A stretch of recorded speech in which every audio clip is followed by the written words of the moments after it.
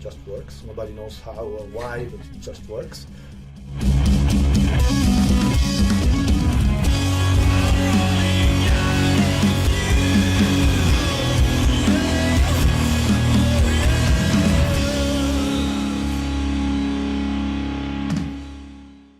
I have a very exciting guest today, Mirko Spagnolatti. Ciao, Mirko. Ciao, Ilian. So, a great payment expert, board member of IFSF, if I'm not mistaken. That's correct. What else?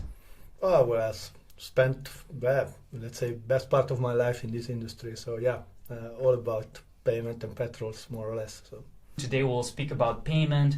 Today we'll obviously touch a lot about the different digital methods of payment, cryptocurrencies, mobile payment, cash, you name it. You ready? Thank you very much. Thanks for having me. I'm ready. Yes, let's go.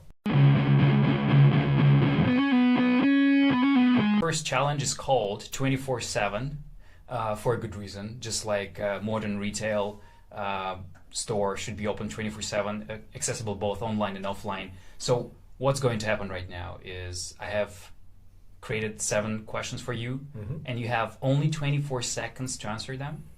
All right. So you need to be super fast, straight to the point. Let's go. You ready? I'm ready. We're ready. Card or NFC? Oh, NFC. EV or hydrogen? EV. Bitcoin or Ethereum? Ethereum. Thing you like most about petroleum retail? The industry and the people in that. Thing you dislike most about petroleum retail? Time it takes to make decisions. What's your superpower? Wow. Stay with you here today and answer 24 seconds, 7 questions, yeah? Pizza or pasta? Pasta. 26 seconds. Wow, we have a new record. Woo, great. What was the most challenging question? Well, I had to think about the EV or hydrogen because it's complex. Yeah, it is. I guess there are a lot of flavors in terms of how to answer that. And you're basically the second one who answers that people are one of the most biggest asset of this industry. Is that truly true?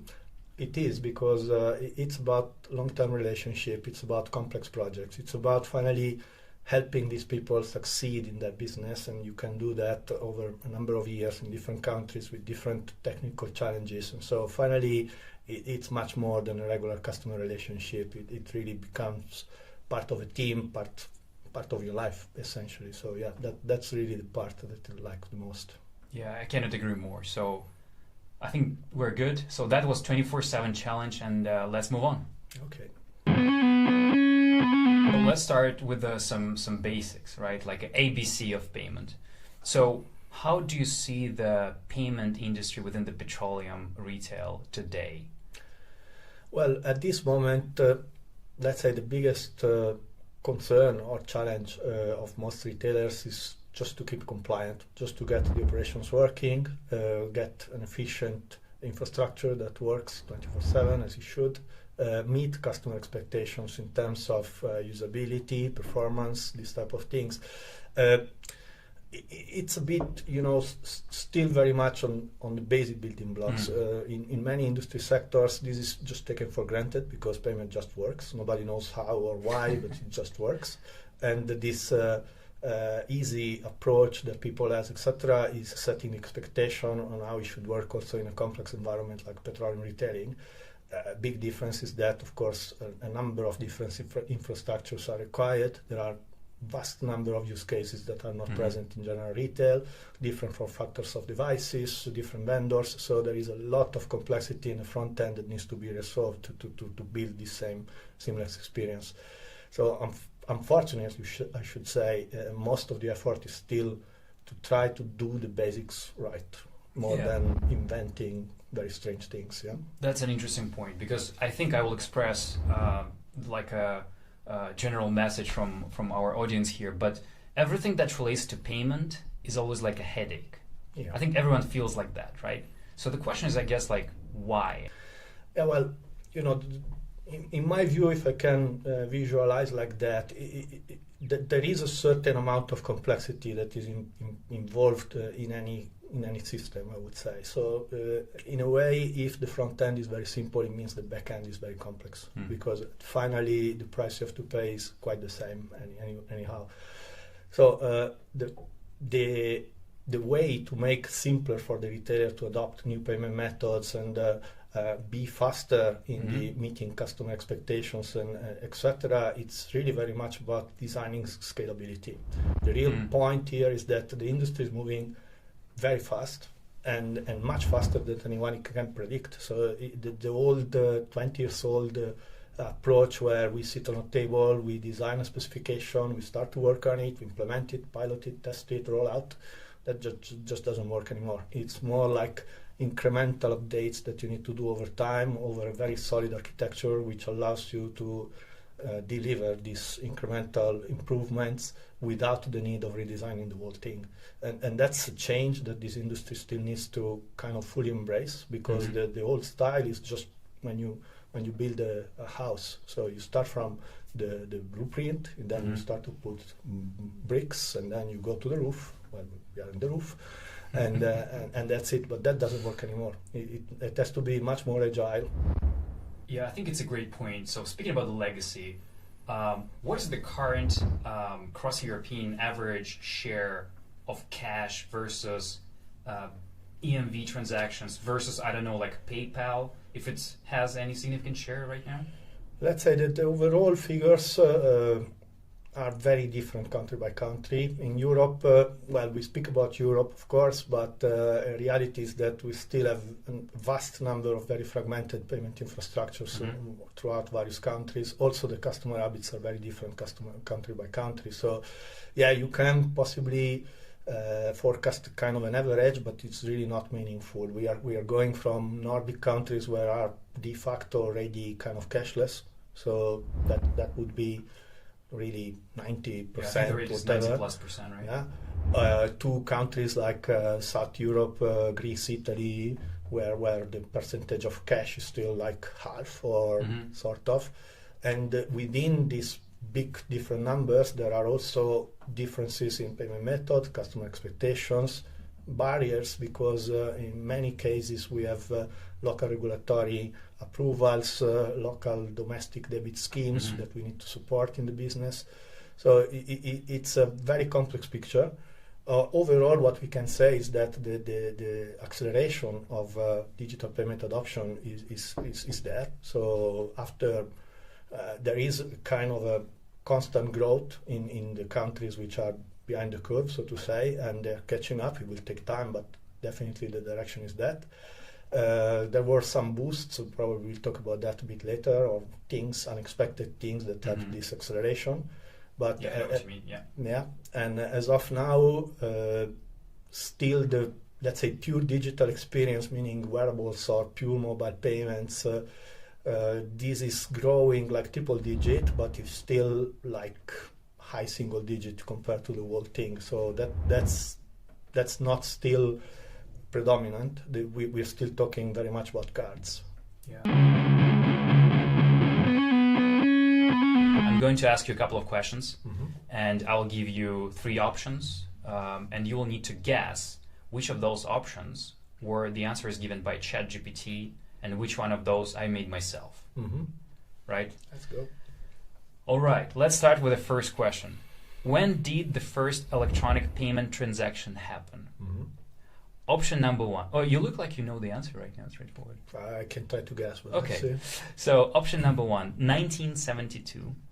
Option number 2, 1983. Option number 3, 1985. I would say the first. 1972. Yeah. That's absolutely correct. That's absolutely correct. So, and ChatGPT basically gave me a short story about that.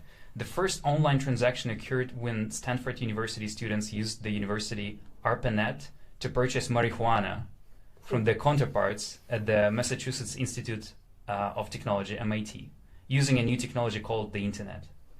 So this is... Started well. Yeah, started in this point, started from the bottom. Now we're here. I was not expecting 1972, honestly, when I was creating this. Yeah, well, I was more referring to when the chip cards was first designed. So that was obviously already after the first electronic transaction. So that was in the 80s, they were there already. So it must have been the 70s. Yeah. Okay. So the second question. I was asking ChatGPT to explain payment technology in 3 words. So option number 1, electronic value exchange. Option number 2, electronic transaction processing. Option number 3, key economic driver. Number 2. Electronic transaction processing. Mm-hmm. That's absolutely correct. So 2 out of 2, you're doing well. Again, you're setting up the record of our show. So I guess you cannot disagree with that, right? It's like very obvious explanation of what the payment technology is, right? Yep. Third question. What is the single most important factor when choosing payment gateway supplier? The first option, integration capabilities. The second one, cost. And the third one is security. That's more controversial. I would pick the first, but just because the third is a given. I mean, it's just an enabler. If it's not secure enough, it's not certified, it's not even an option. So I would pick the first. You need to pick one. You pick the first one. Mm-hmm. Okay, so you're wrong because ChatGPT suggested that security. And basically explanation was really kind of close to what you just said. Security breaches can lead to significant financial losses, damage to your brand reputation, and loss of customer trust. So, but then ChatGPT also mentioned that on top of that, there are multiple extra layers, and cost is not the last one there. But it's interesting that cost was not the first. Yeah. I mean, this type of business, comes later, not first. Right. You cannot afford to just choose on cost. Yeah, so the risks are so high that everything around security is the hygiene factor, as we like to say. Okay, incredible. 2 out of 3, great result. So that was to ChatGPT or not to ChatGPT challenge. When do you think we can expect a really burst of crypto in our industry?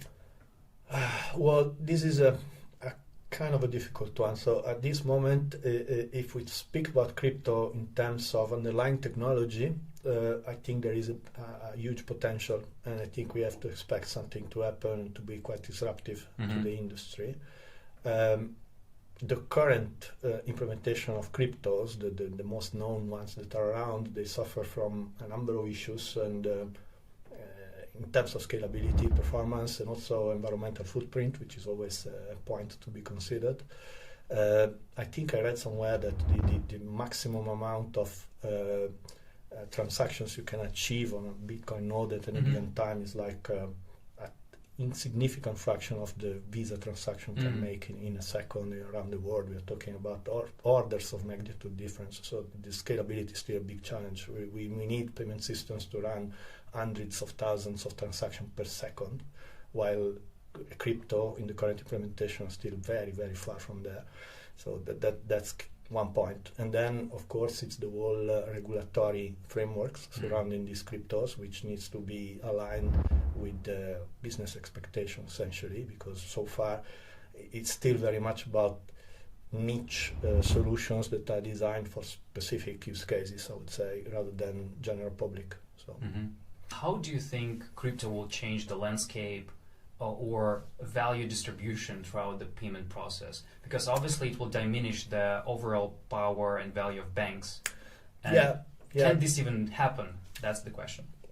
I guess the key point here is to understand what's happening in the regulated part of this business, and I'm specifically mentioning the central bank digital currencies. So that type of solution will be designed to be scalable, accessible to the public, and to meet all the customer expectations and also the regulatory expectations. That one will be certainly disruptive. Of course, we're talking still about innovations that are yet to be available right now. It will happen in the coming years, at least in Europe. Of course, there are countries in Far East, in Asia, etc., where these experiments are well above the experiments level, and there is mass adoption already in China of this type of technology, and the impact is just massive, because it just displaces everything else that is around, just because it's so much more convenient for the consumer and the merchant, and it's a completely frictionless experience. And so that one has the potential really to change the game. And you said China is ahead of the game so far, right? Yeah, so is it fair to say that they were basically skipping one of the initial steps within this evolutionary process of payment, just like Europe, for example, is... Yeah, I mean, this is a kind of a opportunity that developing countries have versus the traditional countries, and we can make an analogy with what happened with, I don't know, the telephones. So in Europe we spent billions building the GPRS networks, and then the 2G networks, and then the 3G networks, and then now 5Gs and so on. Developing countries just went 4G straight. So they didn't need to go through all the previous steps. They just went in what was the best of breed at the moment when they did it.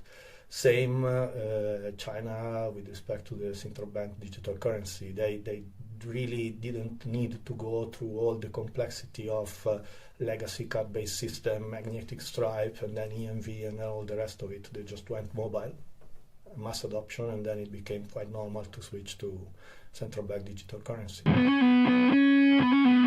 What is the role of IFSF as the organization in this, let's say, transitioning within the payment ecosystem or payment industry? Yeah, so IFSF is an organization that was built 30 years ago. We are celebrating the 30th year this year, yeah. And the original goal was to provide an interoperability framework of standards to enable the various equipments and manufacturers to build this solution in an efficient way. And before that, it was absolutely a nightmare because it was really a combination of the most different type of systems around, and the integration process was just cumbersome and painful. IFSF is addressing a number of challenges in the industry, actually everything that you can find in a forecourt or in infrastructure surrounding a petrol retailing environment.